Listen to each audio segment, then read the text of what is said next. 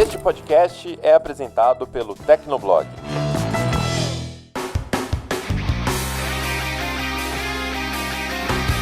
Olá, ouvinte! Seja bem-vindo! Está começando mais um episódio do Tecnocast. Eu sou o Thiago Mobilon. Eu sou o Tássio Veloso. Eu sou o Emerson Alecrim. E eu sou o Felipe Espósito. No dia 9 de setembro, a Apple apresentou a sua nova geração de celulares. O iPhone 17, o 17 Pro e o inédito iPhone Air. Esse novo modelo trouxe inovações de engenharia, além de um visual que chamou bastante atenção. Mas será que a Apple conseguiu entregar algo realmente novo? Será que o iPhone Air inaugura uma categoria ou é apenas mais uma variação? É isso que a gente discute hoje, mas antes corre lá e deixa o seu review sobre o Tecnocast nas plataformas de streaming. Segue se você ainda não for seguidor e aguenta aí que a gente já começa.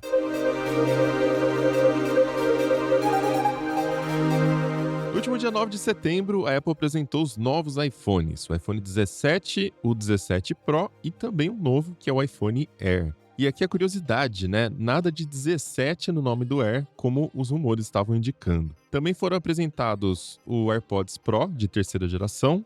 Ele vem com sensor de batimentos cardíacos e o Apple Watch Series 11, que nesse caso não teve muita novidade interessante, né? Mas tem que mencionar aqui também. Então eu já começo perguntando para vocês, sem me alongar muito, né? Se vocês acham que a Apple conseguiu surpreender dessa vez, ou se foi mais um daqueles eventos mais do mesmo, apenas com upgrades incrementais. O que vocês acharam?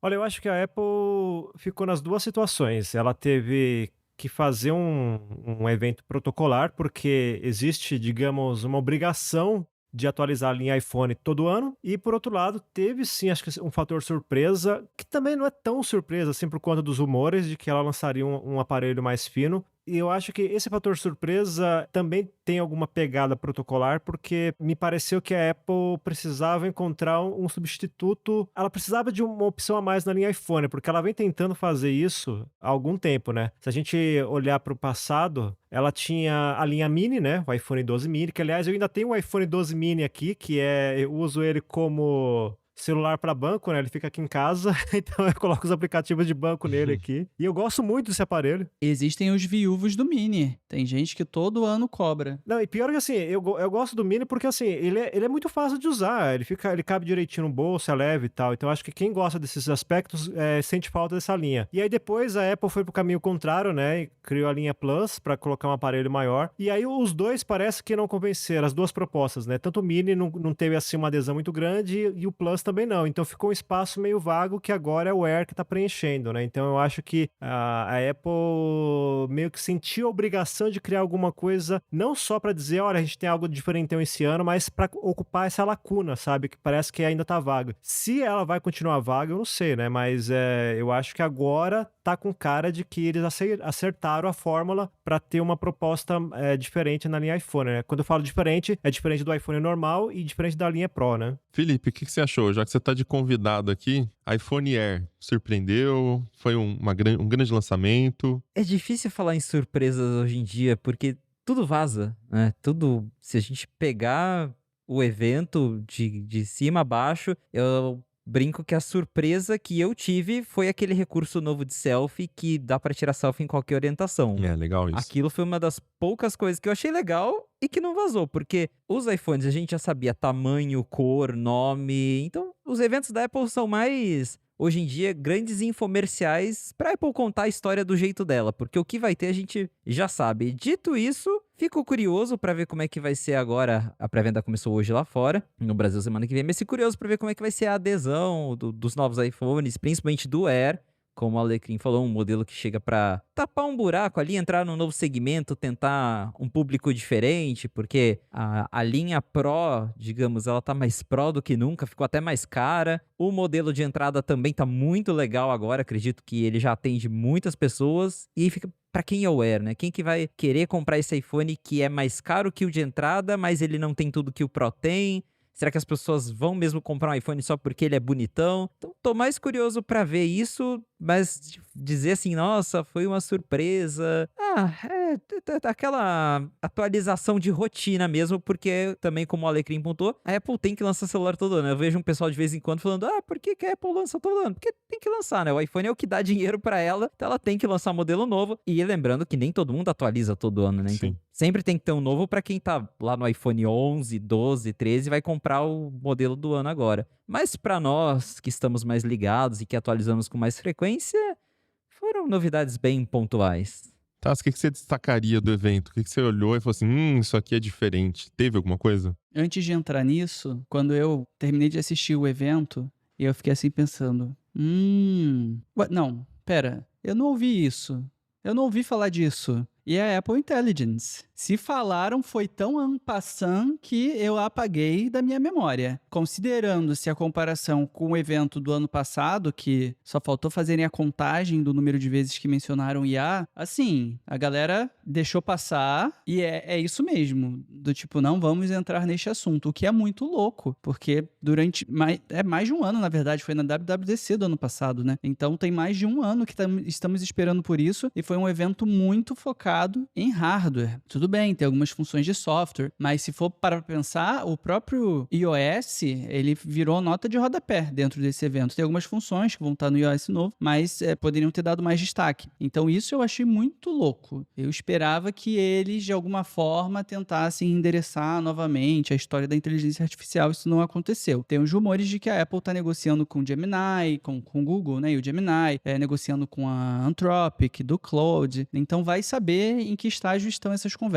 Mas eu senti falta, considerando-se o histórico recente. Não mandaram nenhum recado em relação à inteligência artificial. E para mim, assim como Felipe Espósito, o destaque é o Air. A quem se destina esse produto? Não sabemos. E é importante lembrar que, pelo menos no cenário brasileiro, a Samsung já tem o Galaxy S25 Edge há um bom tempo, né? Já são vários meses que ele está ali à disposição dos consumidores. Eu não tenho nenhum relato, assim, puxando da minha memória, sobre vendas, né, de como estão as vendas e tal, mas a realidade é que a Samsung tem um produto com características similares, tudo bem, são marcas diferentes e tal, quase a mesma espessura, quase a mesma leveza, quase o mesmo tamanho de tela e, assim, medindo pela minha bolha dos meus amigos, não me lembro de ninguém que tenha me procurado para perguntar, nossa, mas e aí, como é que é usar o telefone ultra fino? Então, não sei, meu feeling é de que eles também vão ter dificuldade para comunicar as vantagens desse produto. Do ponto de vista de engenharia, eu acho fantástico, né? Conseguirem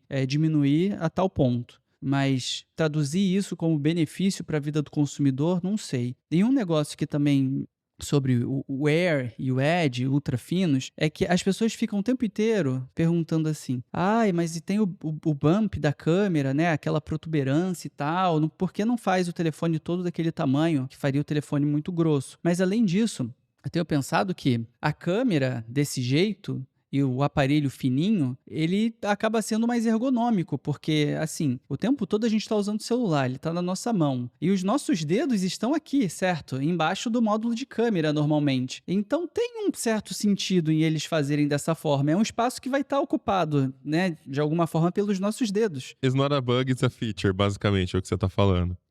Tipo isso, assim, tem um motivo para aproveitarem esse espaço.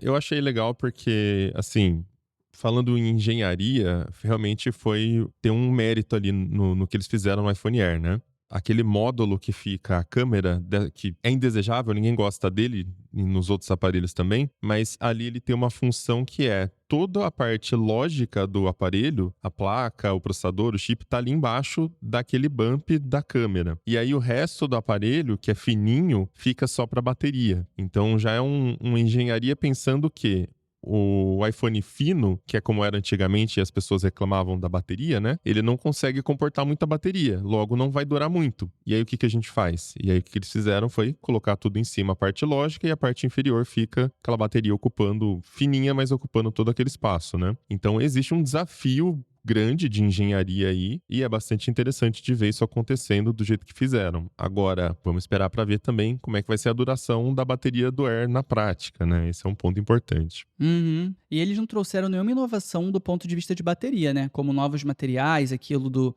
silício carbono, é esse o nome? É, né? Assim, são as baterias tradicionais que a gente já conhece, íon de lítio, com aproveitamentos diferentes. Então, assim, para os consumidores que estavam esperando alguma coisa a mais nesse quesito, assim, a gente, nessa nova geração, tá meio que um confia da Apple, né? Porque eles estão falando que dura mais e não sei o quê, mas precisamos ver na prática. Com asterisco, porque a própria Apple, depois de falar que tinha All Day Battery, ela já me anuncia uma MagSafe Battery pro iPhone Air. Gente, isso foi muito estranho. Porque, né? Vem aquele discurso, dura o dia inteiro, mas a gente fez um negocinho aqui só por garantia, né? Quanto é que tá esse Powerbank aí? Lá fora, $99. E aqui, 999. Aqui é uns R$1.000. E deixa ele mais grosso do que o iPhone Pro, basicamente. Exato. Sendo que a diferença de preço da bateria é o preço de você pegar um iPhone Pro nos Estados Unidos. Então, é meio controverso, né? Uhum. E tem um outro aspecto que a gente tem que levar em conta, que um dos fatores que contribuíram para o, digamos, fracasso do iPhone mini era justamente a bateria. E eu, como um usuário que fui do iPhone 12 mini, eu, nos primeiros meses ali, até porque a bateria fica em 100% de saúde e tal, então não notava problema. Mas depois de uns 8 meses, a gente já começa a perceber que se eu fosse usar de maneira intensa, você chegava, sei lá, umas 8 horas da noite e não tinha bateria. Para quem passa o dia fora de casa, se isso se repetir no iPhone Air, vai ser um problemaço. Aí entra agora nesse ponto que a gente estava falando agora, né? Será que vale a pena, então, ter que apelar, ter um celular fino, mas ter que apelar para uma capa com um carregador ou uma bateria, um power bank, alguma coisa nesse sentido? Aí eu acho que perde a lógica, o encanto do produto, né? Até porque a bateria é pior, câmera é pior, o processador é o A19 Pro? 19 né? Pro do Air. Direto ele não é igual ao da linha Pro, né? Acho que tem um núcleo a mais na linha Pro mesmo. É engraçado porque ele leva o nome Pro, mas nas especificações técnicas ele é idêntico ao do iPhone normal. Óbvio que deve ter diferenças ali de fabricação, alguma coisa, né? Mas ele tem mais RAM, no mais caso. RAM. São 12 GB que o chip normal tem só 8. Tá. Mas é o mesmo número de núcleos, né? E é incômodo isso de ter que ficar checando asterisco, né, nessas horas. Mas não é, aí você tem que ir lá consultar, já fica com um cheiro assim de enganação. Não tô dizendo que mas dá trabalho, né?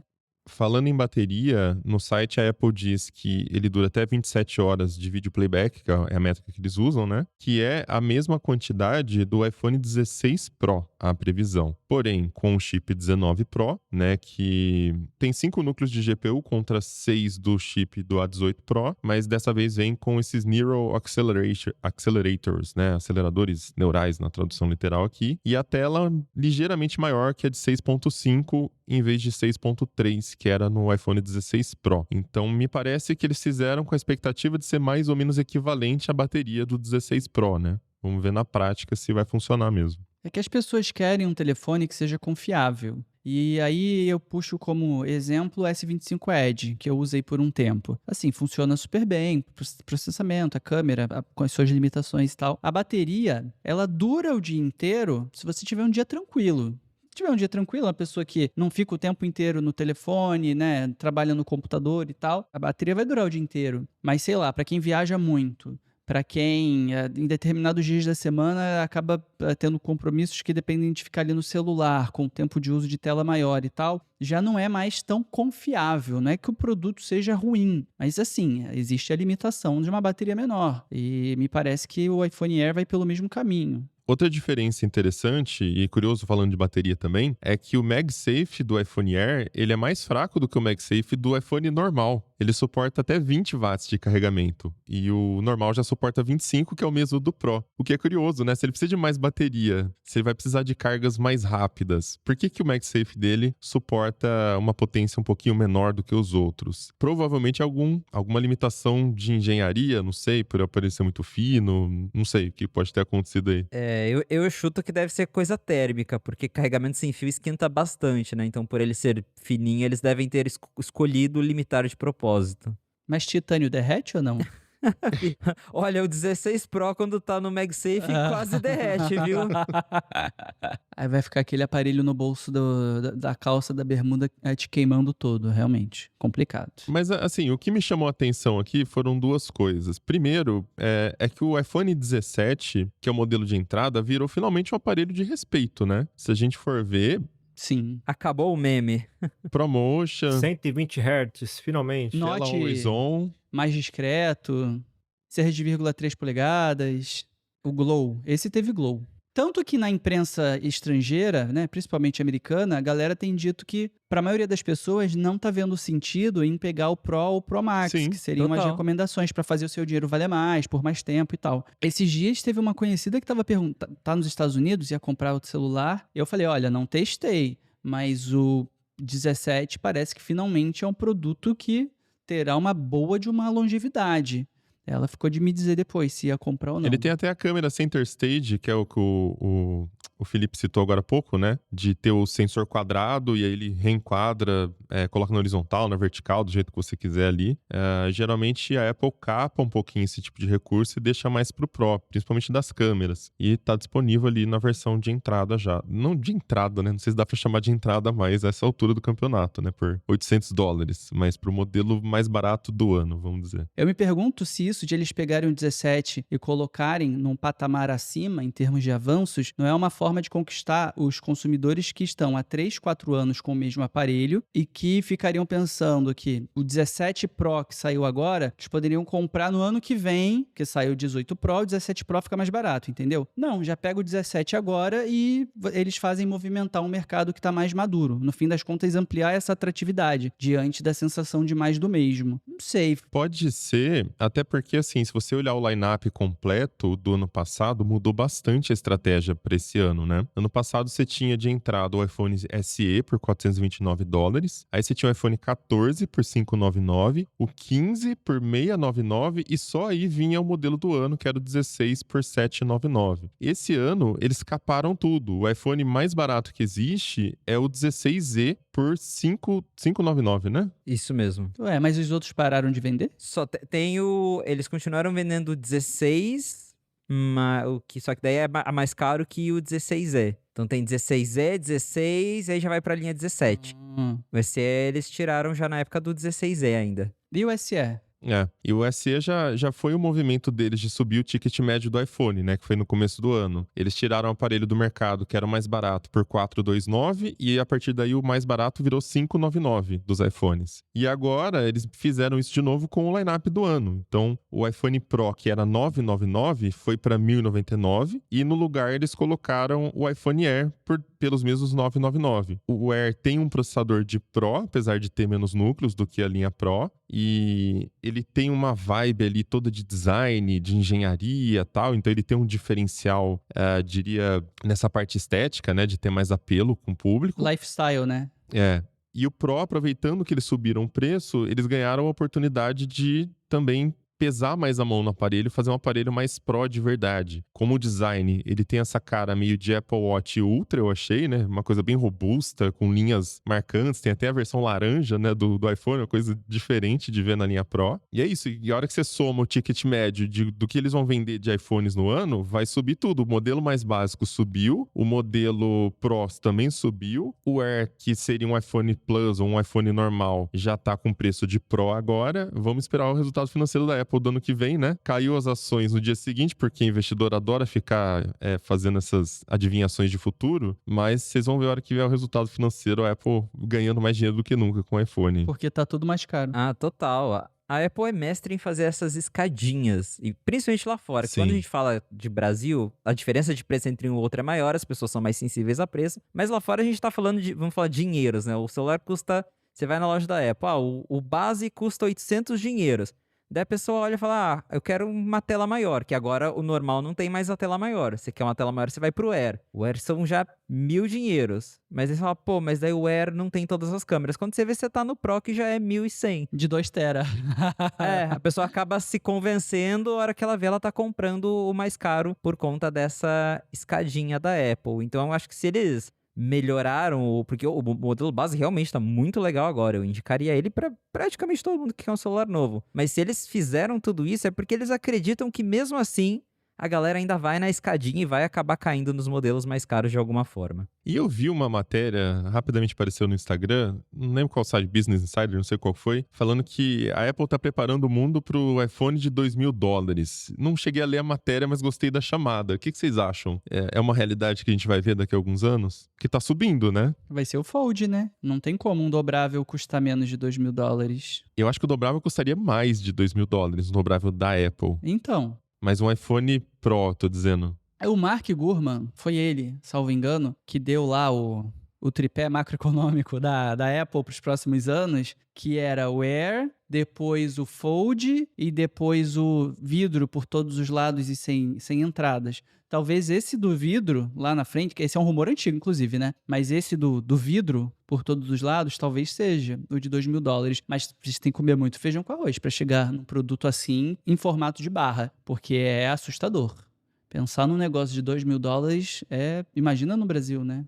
E eu fiquei pensando também porque, assim, o iPhone, os chips A19 Pro principalmente, mas o 19 normal também, né? Parece que foi o primeiro chip realmente pensado para tarefa intensiva de IA. Os outros chips tinham o Neural Engine, né? Mas o A19 vem com as unidades de aceleração neural direto na GPU. Então parece que foi de fato a primeira vez que vem um chip pensado em LLM e não em tarefas cotidianas básicas de IA, né? E aí a gente vê na linha Pro os caras tacando até câmara de vapor para fazer resfriamento do processador, ou seja, já está preparando o aparelho para atacar tarefa muito intensiva. Com certeza eles não estão pensando em câmara de vapor para joguinho, né? Beleza, um joguinho pode se beneficiar desse recurso também, mas eles estão pensando em tarefas realmente intensivas. E já faz muito tempo que a gente fala, né, que nas mãos hoje em dia a gente tem processadores que são chips de computador. O próprio MacBook Air, que vem sem ventoinha, desde a linha M1 lá, que também é baseado na linha A da Apple, né, tem um pouquinho mais de performance, óbvio, mas a arquitetura é baseada na linha A. Enfim, eu fico pensando para onde vai isso, preparando o aparelho para ser super poderoso, super robusto até visualmente, câmara de vapor para resfriamento do chip, o preço subindo,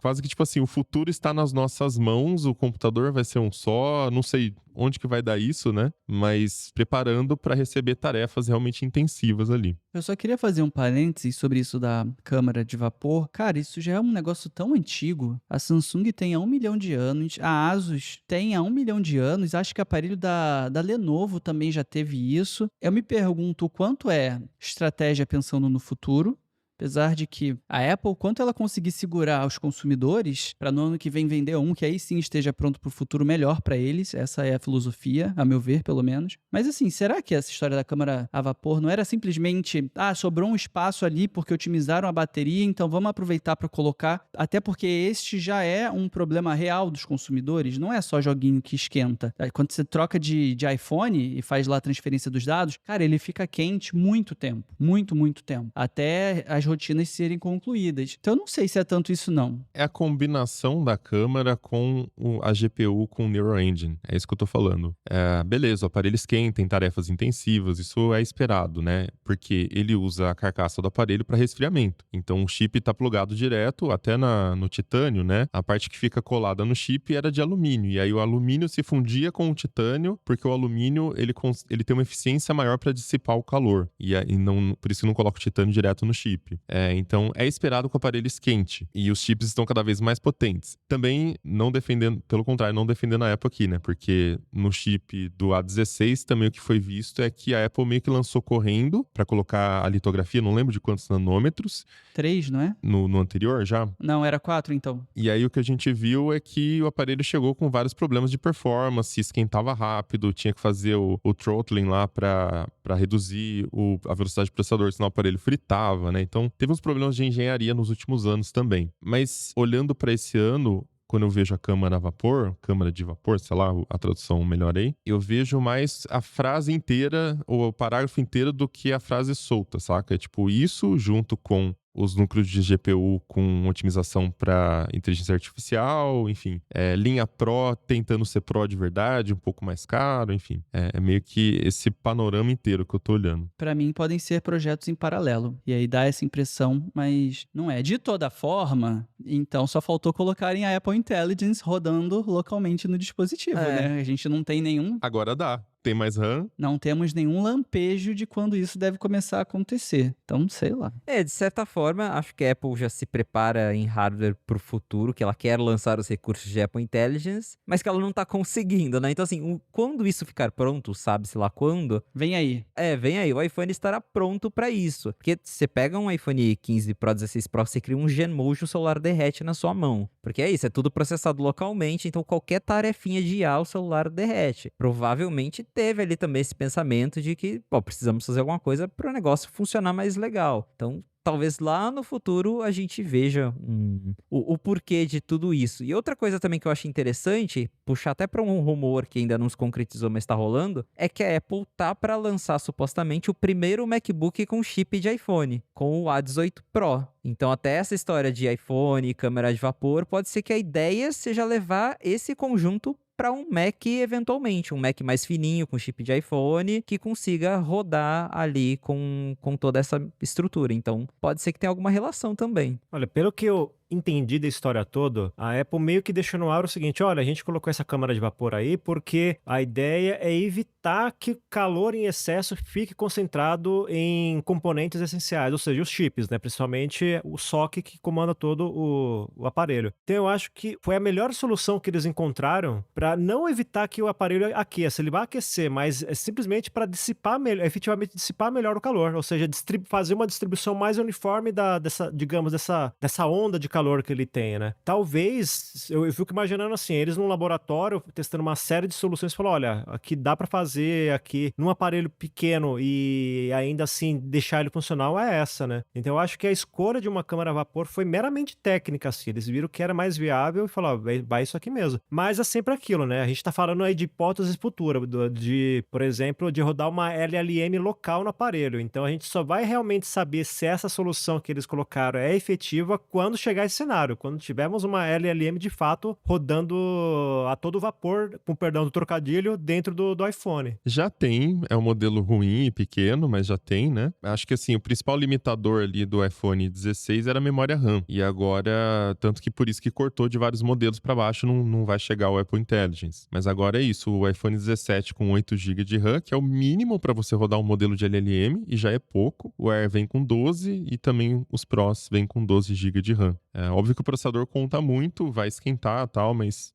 a RAM até o momento era o principal problema ali dos iPhones. Queria puxar um negócio que me chamou a atenção, que foi isso de fazerem os modelos só com eSIM para Estados Unidos. Não sei se para outros países, no Brasil não serão esses, mas com aquela história de que com isso tem mais espaço para a célula de bateria no corpo do aparelho, e aí aumenta entre si. Eu vi vários percentuais, mas seria algo como entre 5% e 8%, 9%. Vocês acham que isso vai fazer diferença na hora que o consumidor for escolher se pega um com eSIM ou um com SIM card tradicional? Na prática, só quem é muito ligado mesmo, porque eu acho que o grande público não tem ideia de que essa diferenciação existe, por mais que a Apple até comentou brevemente. Mas assim, aqui no Brasil, os modelos que vão chegar são todos com chip, exceto o Air. O Air, ele é eSIM globalmente, a Apple não fez um Air com chip, mas os demais modelos, eles conseguiram expandir, que antes era exclusivo para os Estados Unidos, como o Tassi falou, mas agora eles expandiram. Acho que México, alguns países da Ásia, países do Oriente Médio também, Europa não, a Europa continua com o modelo de chip, deu essa expansão, mas são poucos países que terão um modelo assim, o que é curioso justamente por causa disso, porque a Apple falou que conseguiu fazer esse aproveitamento de bateria, porque nos outros iPhones, acho que desde o 14 que eles tiraram a gaveta de chip nos Estados Unidos, ficava uma borrachinha lá no lugar, não tinha nada ocupando aquele espaço nos modelos que não tinham. Pela primeira vez eles estão aproveitando, mas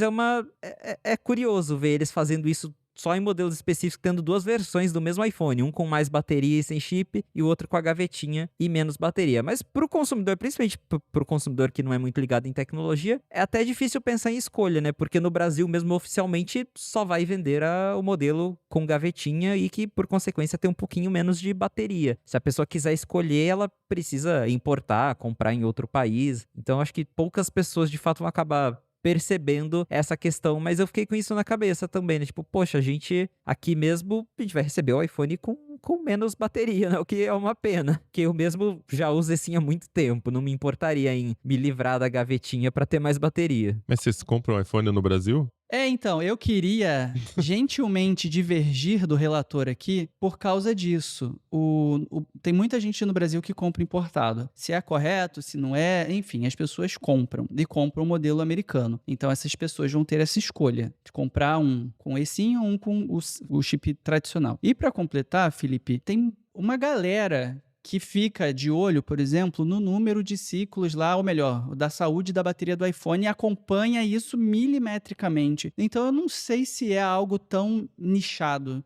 Ainda mais dono de iPhone que precisou, de forma suada, comprar o seu dispositivo e aí quer fazer o melhor aproveitamento possível dele. As pessoas que abrem lá e ficam fechando aplicativo por aplicativo, manja, eu não sei se para essas pessoas é tão assim, tão óbvio. Não sejam essas pessoas que ficam checando o ciclo e fechando aplicativos. É libertador não ser esse tipo de pessoa. Pronto, resolveu a questão. Gasta mais energia fechando os aplicativos do que deixando eles abertos. Total. Mas olha, quando saírem efetivamente os benchmarks de pessoas independentes com isso, é capaz da gente ter mais clareza sobre efetivamente valer a pena a versão de eSIM para isso. Porque às vezes aquele tequinho a mais de bateria é o que você precisa para pedir Uber. Quanto que é a diferença? Vocês lembram de cabeça? A diferença? É entre 5% e 8%, dependendo do modelo. Mais ou menos. Mas é algo assim. Uns 150, 200 mAh. Uma coisa que eu venho reparando é que as baterias dos produtos da Apple, pelo menos, né, minhas experiências aqui, elas estão degradando muito rápido. Então, o iPhone com 1 ano de uso, eu vou ver já tá com 80%, 90% de capacidade. O meu MacBook Pro também 1 ano e pouco já tava com a bateria degradada. E ainda porque eu uso as funções de proteger a bateria. No MacBook eu até uso um aplicativo de terceiro que se chama Audente, já citei aqui no Tecnocast, que ele faz com que a bateria não passe de 80% de carga sempre fica no máximo em 80%. E ainda assim, degrada, cara, depois de um tempo vai diminuindo bastante a capacidade da bateria. Aí que a gente volta pro iPhone Air, que a gente tava falando agora há pouco, né? Porque ele tem 3.149 mAh nessa nova geração. Então é aquilo que eu comentei também, que no começo você vai usando, a bateria tá com 100% de saúde, beleza. Aí quando começa a degradar é que o bicho pega, porque quando começa a degradar não é tipo, a percepção pode não ser tão suave quanto seria o esperado. De repente, quando ela começa a degradar, é tipo ladeira abaixo. Você vai começando a perceber que ela vai caindo, parece que queda dia a livre. dia, assim. Queda livre. E aí não tem volta, né? A bateria degradou, é um problema físico. Você tem que trocar a bateria. E é caro demais pra fazer isso. Então, geralmente, a pessoa vende e compra um iPhone novo. Ultimamente, quando chega pra mim essa pergunta, eu tenho dito pra trocar logo, pra não ficar esperando não. A galera tá com bateria de 75%, desesperada, e aí compra ou não compra um novo iPhone? Eu falo, cara, gasta R$500 e compra e repõe essa bateria, fica aí mais 2, 3 anos com o aparelho, tranquilo, processamento melhor e tal. Eu tenho adotado essa prática. R$500 paralelo, no caso. Não necessariamente. Tem lugares que você consegue lojas boas por esse valor, R$500 e R$600. Mas não é a bateria oficial, assim. Não vai ser na loja da Apple, mas da última vez que... Normalmente são aparelhos que já estão sem garantia também, né? Porque o ideal seria a Apple comercializar no Brasil o Apple Care Plus, né? Aquele todo bambambam, seria incrível. Mas eles não comercializam. Aqui no Brasil, só pra constar, acabei de checar, tá 839 o serviço de reparo de bateria original da Apple. Então é igual o Toss falou, eu entendo porque, sei lá, pra pessoa que talvez tenha um iPhone novo, beleza, pagou 10 mil no iPhone Pro, o que é R$800? Agora, pra quem já tá lá no iPhone 11, que a pessoa já comprou ele mais barato, R$800 é muito dinheiro pra trocar uma bateria, né? Mas o 11 é R$800? Para os modelos muito antigos é 600. Aí do iPhone 11 pra frente já é R$800. Ainda assim, um preço alto, né? É basicamente tipo assim, você vai pagar 800 no iPhone 11? Não, então compra um novo. Até um jeito de empurrar a pessoa pra comprar um iPhone novo. Né? Total. Mas aí o novo custa R$5.000, cara. Pô, mas 800 é 20... É uma diferença muito grande. Mas é 20% do preço do aparelho. Você vai pagar 20%? Mas quem não tem nem esses 20%, que dirá 100%, vai levar só o módulo de câmera câmera. 20% do aparelho novo só pra trocar a bateria de um aparelho velho, muita gente vai olhar e fala, cara, não, vou guardar essa grana, vou aguentar mais um pouquinho. Aí, na verdade, ninguém guarda a grana, né? O que a galera faz assim, eu não vou gastar e daqui a um tempo eu financio o novo. É isso que o pessoal Ainda faz. mais se você pensar nos mais baratos. Tipo, o iPhone 16e mesmo no varejo agora tá 3.200, então... E vale bastante esse aí. Parênteses, eu nunca tinha visto a Apple, produtos Apple com preços tão agressivos e uma queda tão grande. A percepção de valor tem diminuído muito para eles. Tem sido bem desafiador acompanhar esse mercado. Ligo para fontes em lojas e tal, e todo mundo assim, foi-se o tempo. Mudou bastante. E o armazenamento, hein? Agora começar em 256 GB. Por um lado, me pareceu que, assim, é bem-vindo, é mais espaço. Eles estão há muito tempo insistindo lá nos 128 GB. Por outro lado, e aqui sou eu colocando o bait pro Mobilon morder, Por quê? que ficou mais caro, né? Nota de rodapé que ficou mais caro. Ah, sim. Quando eu postei até na internet isso que eu falei do ticket médio ter subido, de como isso é uma estratégia de marketing, quem acompanha a Apple há bastante tempo já sabe que isso não é casual, é planejado, é estratégico, é o posicionamento de produto, é a tal da ancoragem que a gente já falou aqui no Tecnocast, né? A Apple faz muito bem isso, até como o Felipe comentou aí. E aí eu postei sobre isso no Threads e no Twitter, e teve gente que veio falar assim, falou besteira, nossa, tá buscando like. O preço subiu por causa do armazenamento, que agora é 256. E não é. O armazenamento é um tipo de tecnologia que o custo cai drasticamente a cada ano que passa. Então, a Apple é a da usura. Ela demora para subir o armazenamento porque ela demora, né? Também faz parte dessa estratégia de ancoragem dela de jogar o usuário para o modelo um pouquinho mais caro. Então, ela fica resistindo até não poder mais até o momento que ela solta. E dessa vez ela soltou. E não foi por isso que o preço subiu. Não justifica, né? Liberar mais 128 GB de armazenamento no aparelho... Isso custa centavos. Não vai mudar nada no custo da Apple, é muito pouco, né? Mas já era estranho antes, porque você mexe no armazenamento e o salto é de $1.000, de R$2.000. Então isso sempre fez parte da estratégia, $100 lá fora pra subir o armazenamento, né? Mas aí que tá a escadinha, porque daí você fica assim, peraí, eu pago $100 pra colocar 256 ou eu pago $100 pra pegar o Pro Max, por exemplo, né? Então, é esse tipo de coisa que a Apple faz, enfim, é a estratégia de mercado dela aí, de precificação. E lá nos Estados Unidos isso nem é tão forte, mas no Brasil, como nós gostamos de parcelamento, é o que eu digo que as parcelas saem no xixi, né? Porque parcela lá em, no mínimo, 12 vezes, mas hoje com esses programas aí que tem em 20, 22, 24 vezes, realmente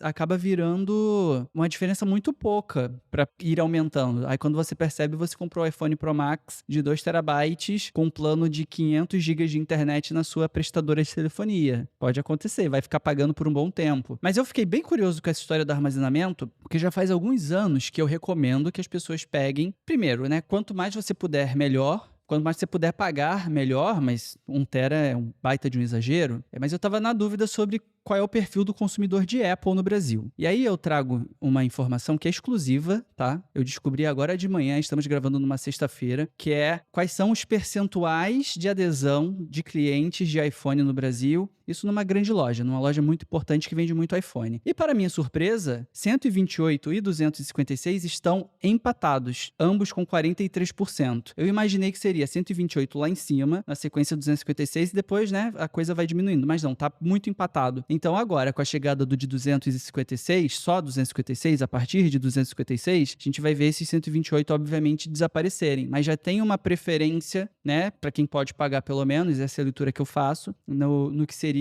o segundo tier da geração atual. Aí o 512 GB é 13%. E 1 terabyte, que já existe, é 1%. Imagina quando eles começarem a vender o de 2 terabytes. Vai ser 0 qualquer coisa por cento. Eu não sei se esses números estão arredondados. Mas realmente, muitas pessoas já no de 256. Isso me impressionou. Eu acho que quem já pegava de 256 é traumatizado. Porque o que eu vejo de gente reclamando de que comprou um celular de 128 e aí fica reclamando porque tem que apagar programa, tem que apagar vídeo, tem que apagar foto. E isso não só no iPhone, no universo do Android também. Tanto é que já é bastante comum a gente encontrar aparelhos Android de categoria intermediária que tem 256 ou em alguns modelos até mais, né? 512. O Android correndo pra Apple correr, né? Andando, no caso. Andando, pois é. verdade. O Android andando, às vezes tropeçando, mas pra Apple correr. Não, acho que era o contrário, na verdade. No Android correndo. Não, um anda pro outro correr. Já não você me perdi na metáfora aí. Olha, eu sei que assim, pelo menos nesse ponto a gente vai ver a galera um bom tempo se reclamar, que eu acho que vai demorar pro 256 começar a ficar pequeno, né?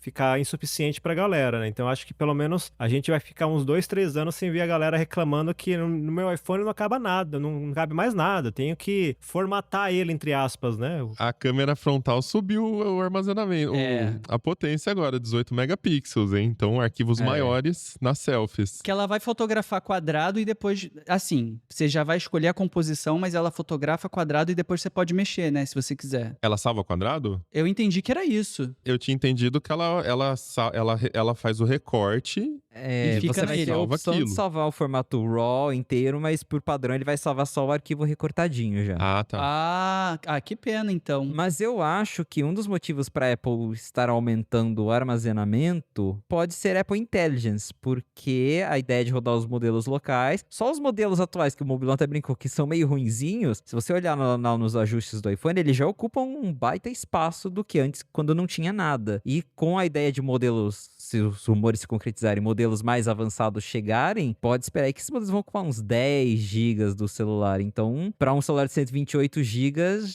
perder 10 GB de espaço para ter recursos de IA já pesa bastante, né? Sim, sem falar o que o sistema ocupa normalmente, que já é bastante. Até você ir lá e apagar GarageBand, iMovie, né? Você liga o celular com 30 GB a menos, né? E nisso tudo do armazenamento, o que me deixa mais furioso aqui é que, beleza, dá pra você correr pra nuvem, mas o espaço que eles dão na nuvem é ridículo. A última vez que eu chequei eram 5 GB. No caso do Google, 15 GB.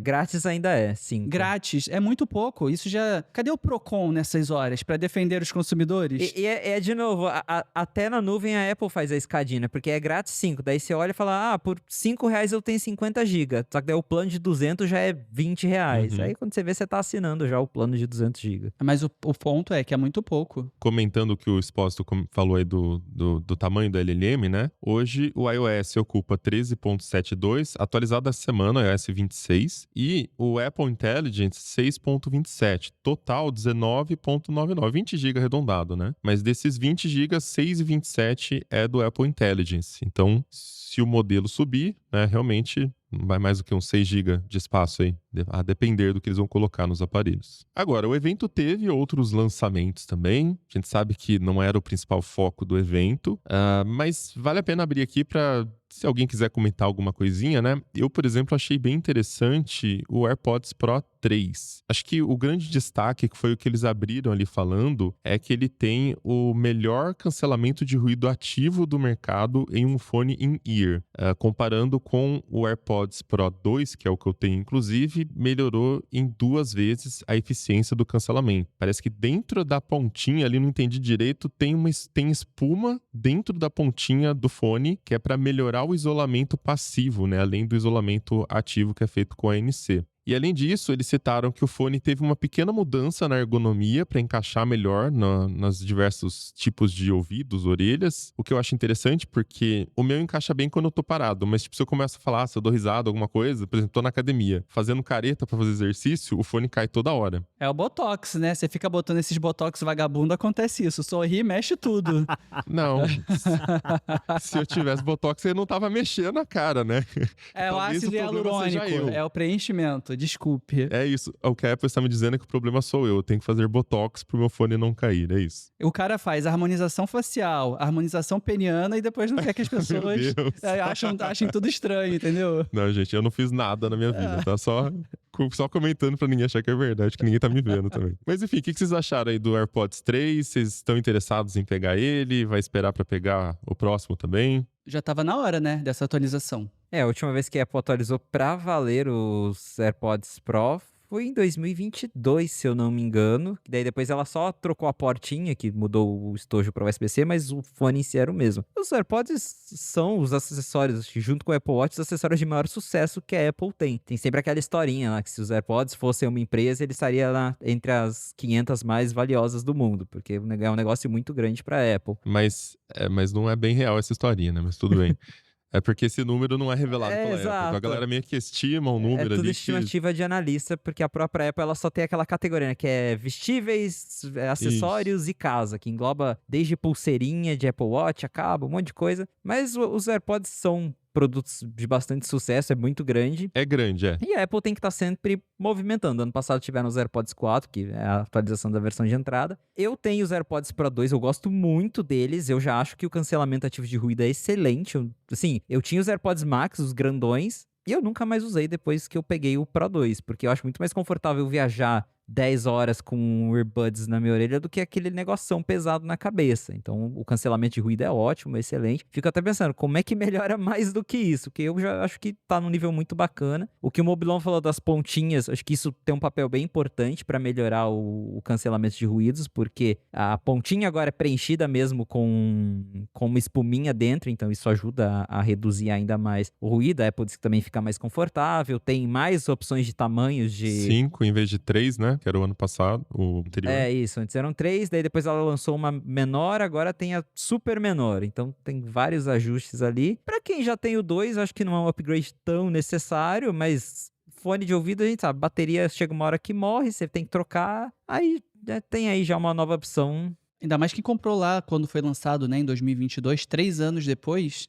A bateria começa a dar os sinais, né? Eu comprei em janeiro de 2023, até que dura bem, é porque eu não uso o dia inteiro ele, eu uso só na academia, alguma coisa assim, sabe? Então o meu dura bastante até, não é um problema até agora. Mas eu fiquei interessado em trocar porque, eu não sei, eu gostei desse lance de melhorar a ergonomia, não é um produto tão caro, não é barato também, mas não é tão caro igual um iPhone, né? Então... tô considerando pegar esse daí. Eu acho que o único ponto de atenção, porque assim, de modo geral, eu achei que o AirPods Pro 3, na linha AirPods, assim, é o produto mais equilibrado que tem até o momento, assim, comparando os recursos com custo-benefício e tal, com preço, né? O único ponto de atenção pra mim é que, assim, a Apple diz que a bateria, né, a bateria do próprio fone pode chegar a 8 horas de duração, na geração anterior era 6 horas. Por outro lado, o estojinho, ele perdeu um pouco de capacidade, que antes, se não me engano, era 30 horas, agora caiu para 24, 25 horas, algo nesse sentido. Não é uma diferença grande, mas assim, eu sou do tipo de usuário que geralmente esquece de ficar carregando, colocando o aparelho na tomada. Eu sempre pego o fone, coloco lá no estojinho e deixo o estojo carregando. É muito comum eu deixar o estojo esgotar porque simplesmente esqueço de colocar ele na tomada. Então, para quem tem esse perfil de uso falho, que nem eu, pode ser um problema, mas ainda assim é um ponto de atenção. Eu não diria que é um ponto fraco da linha, porque, que nem eu falei agora há pouco, a autonomia da bateria aumentou um pouco, né? Aliás, aumentou bastante. Se levar aqui em conta que passou de 6 para 8 horas... 2 horas 2 horas é coisa pra caramba. 30% ali. Pois é, então eu acho que, no modo geral, assim, o ponto mais perfeito que chegou assim na linha AirPods, a nova geração. E tem o sensor de batimento cardíaco também, né? Que é uma novidade do fone. Já há bastante tempo vinha se falando sobre isso e de fato colocaram sensor de batimento cardíaco no fone de ouvido. Porque pra quem não usa Apple Watch, né, tá no mundo Apple, mas não usa Apple Watch, acaba sendo bem interessante. Você tem ali uma leitura melhor de saúde. E o que eu ia dizer era isso. O AirPods Pro 3 tem avanços, tem sim. Eu acho que são mais do que avanços incrementais nesse caso. Não é revolucionário, mas assim, mudou bastante. Mas para mim o interessante é ver como a Apple não abandona aquilo de saúde, né? De fazer mais testes nos ouvidos das pessoas. Eles têm um laboratório só para isso, a câmera anecoica deles para fazerem, né, as coisas todas. Então eu lembro que lá atrás eles já falavam que escaneavam ouvidos, faziam um mapeamento 3D de ouvidos e utilizavam 1000 técnicas e para desenvolver o produto. E aí a coisa vai avançando a ponto de eles trazerem essas novidades. Às vezes é um detalhe fino, é um ajuste, alguma pesquisa, um estudo Sim. que saiu, a espuminha na ponta, né? Pô, assim, a gente para pra pensar, é até meio óbvio, porque é um negócio físico que vai melhorar. A gente coloca espuma em casa, às vezes, para evitar barulhos. E aí decidiram colocar ali. Pô, é um pequeno detalhe que vai melhorar muito a vida de quem se incomoda com esses ruídos todos. Isso eu acho fascinante na Apple, de eles não soltarem a história de saúde. E é legal porque melhora o cancelamento passivo, a espuminha, né? Então, às vezes, você não quer ligar o cancelamento ativo, quer economizar bateria, o passivo já vai estar melhor também, né? Acaba sendo um ponto positivo também. E teve outra novidade que eles mostraram bastante, deram um bom destaque ali no evento, que é o lance da tradução em tempo real, né? Para quem tá usando o fone de ouvido. É novidade no mundo Apple, a gente já viu isso bastante no mundo do Android, Samsung, outras marcas já têm esse recurso, né? Nunca pegou, né? Mas tem. Eu também acho que deve ser meio constrangedor, mas tá ali agora. Usar no mundo real deve ser estranho. Mas basicamente você ouve a pessoa, se você estiver com o seu fone de ouvido, ele traduz o que a pessoa tá falando, e aí você fala de volta na sua própria língua e mostra o seu iPhone pra pessoa ler na língua dela o que você tá falando. E se forem duas pessoas usando o AirPods 3, aí ele faz a tradução em tempo real para as duas pessoas na língua delas. E aí no evento, inclusive, era um cara falando em português, né? Um brasileiro ali, aparentemente, com outro cara falando em inglês. Boatos que essa cena foi até gravada no Brasil. Boatos, ouvi por aí. Pior que quando eu vi essa demonstração no evento, assim, a mente começa a bacalhar, né? Porque eu comecei a pensar, nossa, já pensou se o cara tá lá falando uma coisa e o tradutor entende errado e acaba xingando o cara, ou xingando a mãe do cara, ou se ela acaba falando alguma coisa assim. Porque às vezes acontece, né, da gente tá falando, embora quando a gente geralmente fala em outro idioma que não é o nosso, às vezes a gente fala alguma coisa que a pronúncia saiu errada, ou então o sotaque ficou estranho e, sei lá, de repente você tá xingando a pessoa, né? Confiarias no Apple Intelligence, Alecrim? Pra traduzir o que você tá falando? Não sei, eu confiaria, mas assim, eu acharia interessante. Pra quem gosta de confusão, assim, gosta de ver bagunça, eu acharia interessante ela confundir, xingar. Obviamente que não vai xingar, né? Deve ter algum mecanismo contra isso, mas seria curioso ver alguma confusão porque ela entendeu errado, por sotaque, ou porque o barulho do ruído, do ambiente atrapalhou na interpretação daquela informação, enfim. Eu fico imaginando essas situações. Por que eu imaginei isso? Porque quando tem essas demonstrações, assim, pra promover a tecnologia, eles mostram como se o cenário fosse sempre perfeito, né? Se estivesse sempre no mundo ideal em que nada dá errado. Mas a gente sabe que na prática as coisas dão errado, né? Então, assim, eu fiquei me perguntando, assim, dei uma viajada na hora, mas com certeza deve ter alguma proteção, alguma coisa, assim, que ele vai falar que não entendeu, ou então vai falar que não vai falar um palavrão de pato, enfim. Eu acho que é um recurso quebra-galho, mas que na prática mesmo ninguém vai usar como a Apple mostra nos vídeos, que é, vamos sentar aqui tomar um café e ter uma conversa, cada um com o seu fone. É mais tipo, você vai viajar pra um lugar que não tem alguém que fala o idioma que você fala, o recurso te atende. Agora, um asterisco é que apesar da Apple ter usado esse recurso para tentar vender AirPods Pro 3, ele também vai funcionar com os AirPods Pro 2. A Apple vai liberar com o iOS 26, porque na verdade, apesar de você estar usando os fones, o processamento de toda essa tradução é com a Apple Intelligence do iPhone. Então, desde que você tenha os AirPods Pro 2 ou 3 com o iPhone com Apple Intelligence, vai funcionar. Isso é muito chato, né? Quando a empresa anuncia um recurso que, na verdade, é de software e só funciona nesse produto novo. Mas peraí, é um recurso de software, daria pra rodar no produto antigo também, né? E é o caso aí. Eu tô esperando o momento em que, lá nos Estados Unidos, vai surgir lá o Donald Trump, doidão, e falar que, não, em território americano não pode traduzir em inglês, porque nós falamos inglês, e se tiver alguém falando inglês, o AirPods Pro não pode traduzir para português, espanhol, italiano, sei lá. Na União Europeia, inclusive, a Apple não vai lançar por causa, possivelmente, né, os relatos são esses, do DMA, a lei lá de mercados digitais. Eu não duvido mais de nada nessa parte da política. Que esse negócio de, pegando esse gancho de Europa, eu fico sempre com o pé atrás, porque em partes eu acho que também é só a Apple aproveitando pra cutucar a onça com a vara curta. Birra. Porque é igual o negócio da própria Apple Intelligence mesmo. Quando eles anunciaram a Apple Intelligence, falaram, não vai ter na União Europeia por causa do GMA. Mas na verdade, o Apple Intelligence, a versão 1.0 só funcionava em inglês nos Estados Unidos mesmo. Então, eles meio que ganharam tempo ali pra fazer funcionar com os idiomas da Europa, aí quando tava pra falar, agora a gente resolveu o problema, tem Apple Intelligence pra vocês. Então pode ser que a tradução dos AirPods é a mesma coisa. Não tá pronta ainda pros idiomas europeus. Que são muitos, né? Inclusive. Que aí não vai ter porque a gente tá aqui, né, lidando com o governo, mas é porque tá ganhando tempo pra eles e isso ainda rende um marketing tipo, a gente queria lançar, mas a União Europeia é malvadona. É o criar o problema para vender a solução.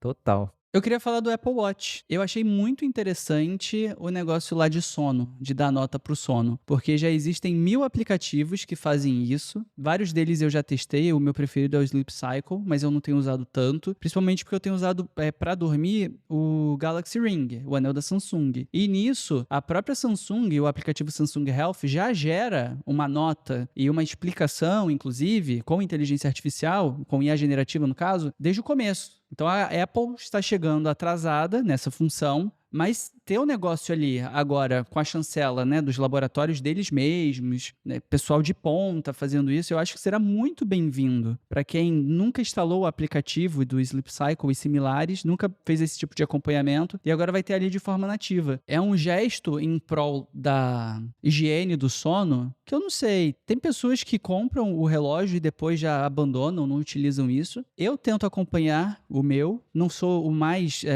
fissurado nisso. Tem gente que diz assim, eu vejo lá que a minha nota foi 55, então eu já sei que o meu dia todo vai ser ruim. Eu não encaro dessa forma. Mas é legal saber, e normalmente acerta, tem as explicações e tal. Então achei bom colocarem isso. Acaba sendo em prol da saúde dos consumidores. Sim, sim. Inclusive, uma coisa muito legal que a Apple está fazendo é justamente entregar esses dados de saúde cada vez mais mastigados, porque o Apple Watch já coleta 1 milhão de coisas. Você abre seu aplicativo saúde no iPhone, tem lá coisa de respiração, batimentos quando você tá em repouso, em atividade, tem muitas métricas. Mas eu entro lá, eu vejo essas métricas e o que eu faço com isso? O que isso O significa? que isso quer dizer?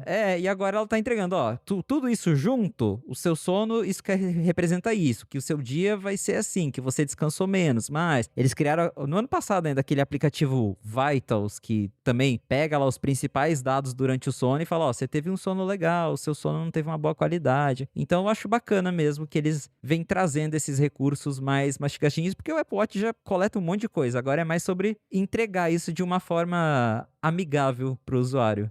Os hipocondríacos ficam loucos, né? Porque é mais informação de saúde, mais dado. Só que ao mesmo tempo, eu me lembro, o Tim Cook falou isso não uma, mas em várias entrevistas, de que ele gostaria que o legado dele pro mundo fosse vinculado a isso, de melhorar a vida das pessoas do ponto de vista de saúde. Então ele tá, né, de pouquinho em pouquinho, mas tá cumprindo com esse objetivo. Em breve, Tim Cook ganhando o Nobel da... Existe Nobel da Saúde? Nobel da Medicina! Eu acho que no longo prazo esse é o caminho que a Apple vai seguir. Desde o começo do Apple Watch, né? Ela foca muito nisso. As apresentações de Apple Watch são 90% falando de saúde, né? E eu acho que Apple Intelligence ou qualquer modelo de LLM avançada que vai chegar no iPhone aí vai ter um papel central nisso, porque é aquela coisa de você ter dados e você ter interpretação de dados, né? Pessoalmente, eu acho que os videozinhos que eles colocam mostrando de Apple Watch salvando vidas, né? Tem toda uma dramatização ali, mas eu acho que são emocionantes até. O desse ano eu achei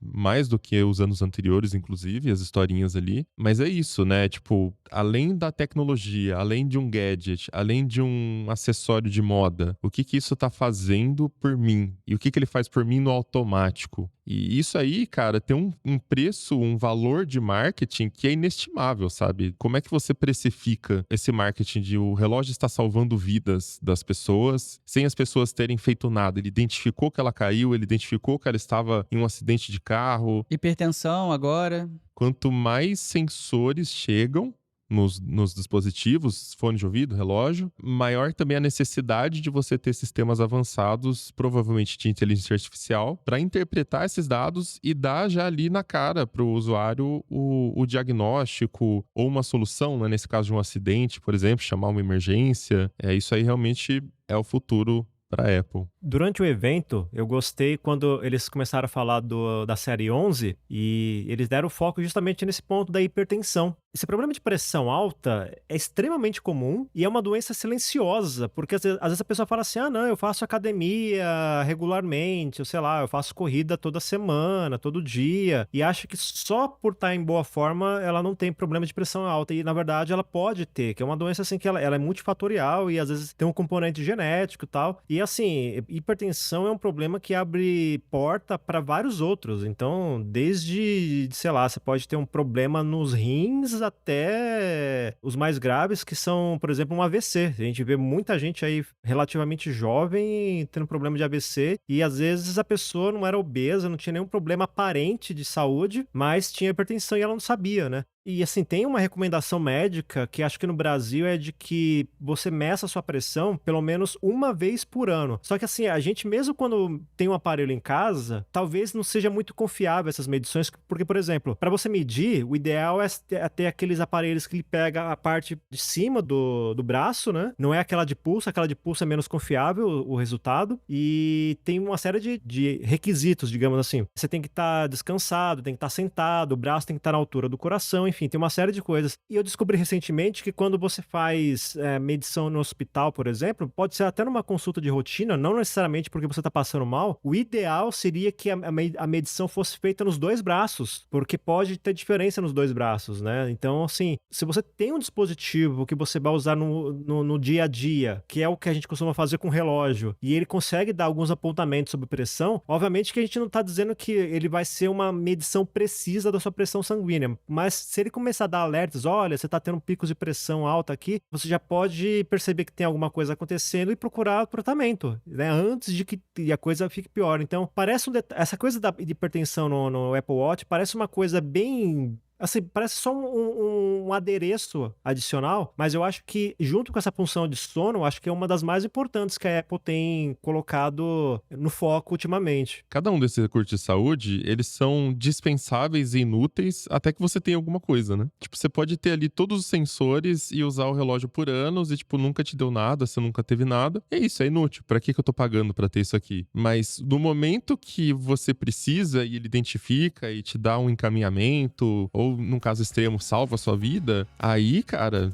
é a diferença entre 0 e 1, branco e preto, né? Tudo ou nada. Tipo, ter o negócio mudou tudo na sua vida. Então, o valor que ele entrega, você só vai sentir no momento que você precisou de fato. E o que eu gostei foi que o Alecrim acabou de dar a dica perfeita pra Apple dobrar a meta. Começar a vender um Apple Watch pra cada pulso, pra ter a leitura completa. Um Apple Bíceps, Você vai né? usar Você usar aqui no braço, um Apple... A Huawei tem um relógio no Brasil, esqueci agora o nome, mas ele tem um medidor de pressão com bombinha e tudo mais. É no pulso ainda. É um negócio bem diferente, porque ele faz uns barulhos estranhos quando tá lá enchendo, inflando a almofadinha dentro. Mas aí, quem sabe no futuro a Apple Watch não adota uma dessas.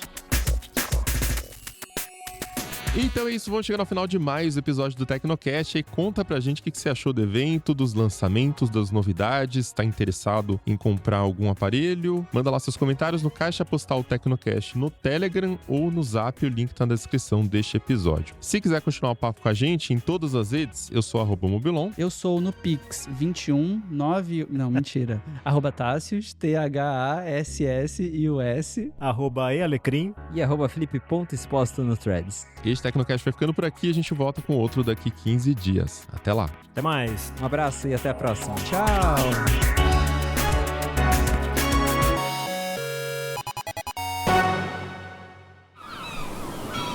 Este podcast foi editado pela Maremoto.